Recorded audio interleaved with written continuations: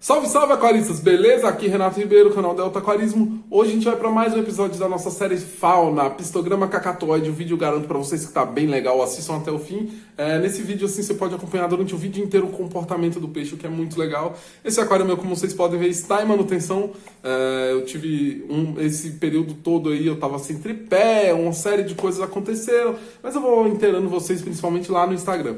Galera, além desse vídeo de hoje, eu garanto pra vocês que a gente tem bastante vídeo legal, a gente tá produzindo bastante coisa, então vai dar pra mostrar bastante conteúdo pra vocês. A gente tende a não parar mais, isso aí foi meio que um deslize aí no meio do caminho.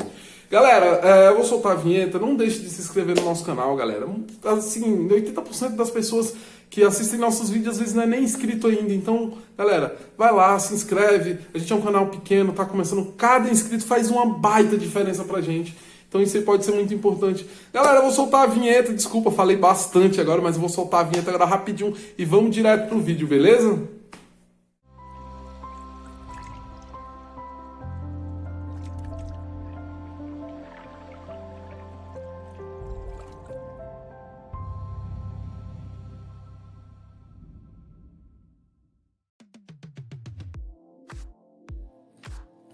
Galera, falar um pouquinho sobre o Apistograma cacatoide. Esse é seu nome científico, né? Mas popularmente ele é conhecido praticamente da mesma forma, Apistograma cacatoide ou apenas cacatoide. Apisto cacatua se falava muito há um tempo atrás, hoje em dia a gente não ouve mais nesse termo.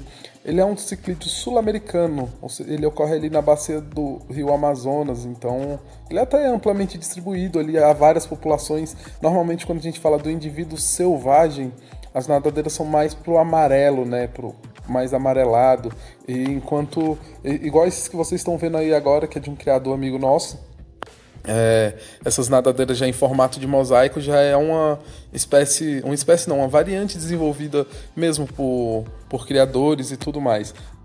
É um peixe que tem uma certa disponibilidade, mas ele não é tão fácil de encontrar. O macho a gente encontra com mais facilidade, mas a fêmea é raríssimo. Dificilmente você vai encontrar numa loja uma fêmea. Normalmente você vai ter que ter o contato mesmo de um criador, onde é mais comum a gente conseguir comprar esse peixinho, né?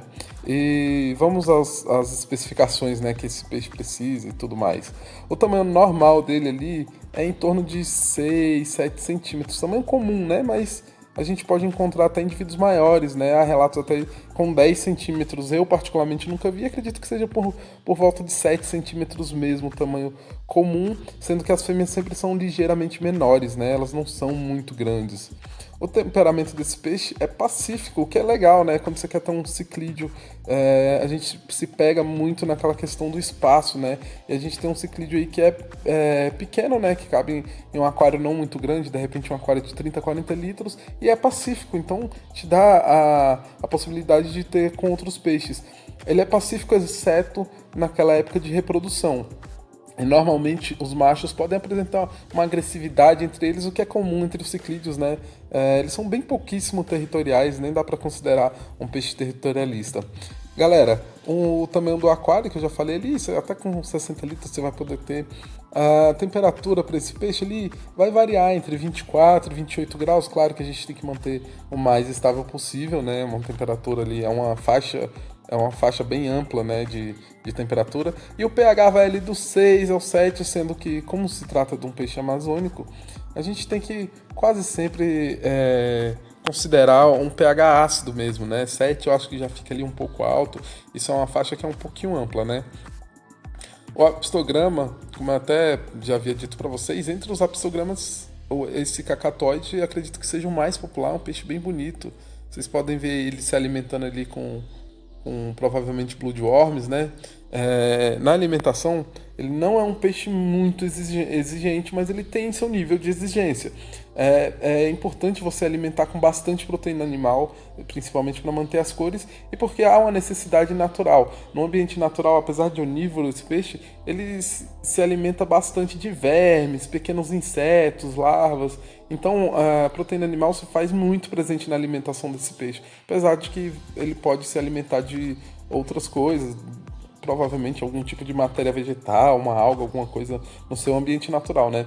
Em aquário ele vai aceitar prontamente alimentos secos, rações e tudo mais, mas como eu disse, a gente tem que oferecer bastante proteína animal, de preferência um alimento vivo ali de boa qualidade, um alimento congelado, pode ser também muito importante para você manter a saúde do seu peixinho, né, galera?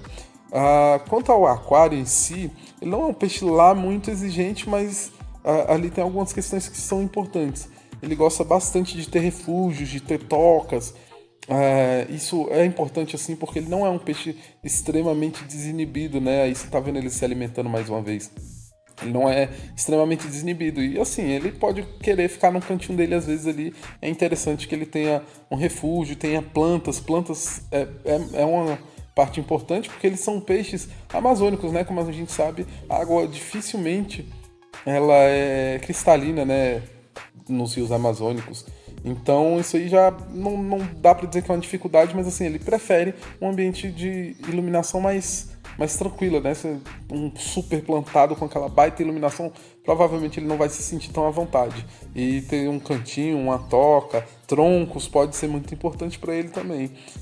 Na questão do substrato, é interessante você ter substrato arenoso, um substrato mais fácil de revolver, mesmo que ele não seja arenoso.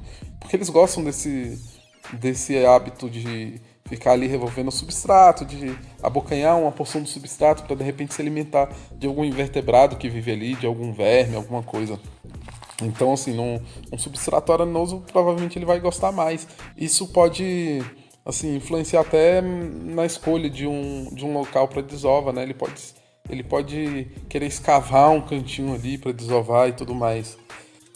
As diferenças entre machos e fêmeas são bem grandes, né? O macho, ele, como você pode ver esse à direita, ele tem mais cores, é mais vivo, o corpo dele mesmo é mais vivo. Fora as nadadeiras dele que são mais avantajadas, né?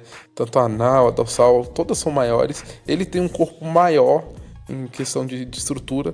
E a fêmea tem aquele ventre levemente arredondado, mas é bem leve mesmo. Provavelmente, se forem bem jovens, você não vai conseguir diferenciar com tanta facilidade. Esse padrão se repete na maioria dos apistogramas, né? A reprodução dele é aquele tipo clássico de reprodução de ciclídeos, né, galera? Normalmente o casal escolhe um local e não é incomum que a fêmea venha expulsar o macho desse local posteriormente a desova. Eles escolhem um local, a fêmea vai lá, desova, o macho fertiliza e aí é cuidado total, principalmente por parte da fêmea. Às vezes pode acontecer dos dois continuarem cuidando normalmente, mas pode acontecer também do macho representar um perigo para aquela desova ou para aqueles alevinos, que pode acontecer também, né? E assim, mas normalmente cuida-se muito bem da desova, tanto o macho quanto a fêmea. Os alevinos vão ficar ali por volta de 3 a 4 dias presos ao saco vitelino e logo depois eles vão se alimentar normalmente, né? Quando eles começam a apresentar aquele nado mais livre, né? Sem ficar preso ao saco vitelino, aí já entra ali com a alimentação.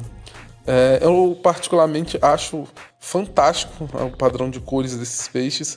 Assim, é claro que eu sempre puxo o saco para os peixes brasileiros e esse aí é um peixe que é nosso, né? Que é da nossa região aqui. Acho que a gente tem que valorizar muito esse tipo de peixe. A gente sempre ouve relatos que é sensível esse peixe e tudo mais. Ciclídeos anões em geral são sensíveis. Mas assim, principalmente o Ramirez realmente eu considero sensível. Esse aí talvez, nos dois casos, pode estar ligado àquela questão da alimentação, da proteína animal. Talvez eles realmente necessitem. E eu nunca ofereci, no meu caso com o Ramirez, nunca ofereci uma proteína animal com mais frequência e dessa forma, que não fosse puramente ração, né? Então isso aí pode diferenciar ali seu sucesso, né? E claro, parâmetros controlados. Qualidade de água, sem dúvidas, é um fator determinante. Ele é um peixe de águas lentas, então você não vai colocar esse peixe num aquário super agitado com muitos peixes, porque provavelmente ele não vai se sentir tão à vontade e nem vai apresentar essas cores tão bonitas como a gente está vendo, principalmente os 3 machos aí, ó. Você vê que tem padrão mesmo, assim, ó. Você vê que um é mais escuro, o outro já tem a nadadeira mais amarelinha, um é mais laranjado. Então eles são bem distintos. Assim como eu disse que tem populações diferentes ali, né, que vai variar na cor, no tamanho e em outras questões. Também, por conta dos criadores, tem o que a gente chama de double head e triple head, né, que é Acho que double, se eu não me engano, é duas nadadeiras com esse padrão aí de mosaico, né? Que é praticamente um mosaico, né? Esse padrão pintadinho nas nadadeiras. Aí quando são dois double, quando são três, que é dorsal, anal e a traseira, quando são três, triple head, né? Eu não sei no caso quando é só um, né? Mas às vezes a gente encontra até sem isso, né? Até com a nadadeira meio transparentezinho, o que indica que seria ali um indivíduo de padrão mais baixo. Galera, esse é o formato novo dos nossos vídeos. Acredito que eu vou fazer mais assim, mas eu gostaria que vocês comentassem lá embaixo. Claro, deixa o like também, mas comente o que você achou sobre esse vídeo, se você quer que mantenha nesse formato. As imagens foram gentilmente cedidas pelo Luiz Coelho. Eu vou deixar o contato dele na descrição. Ele é um criador aqui de Brasília. E como fonte usei Aquarismo Paulista e Ciclidos.com. Vou deixar também na descrição para você que quer informações mais detalhadas. Um abraço, até a próxima. Valeu!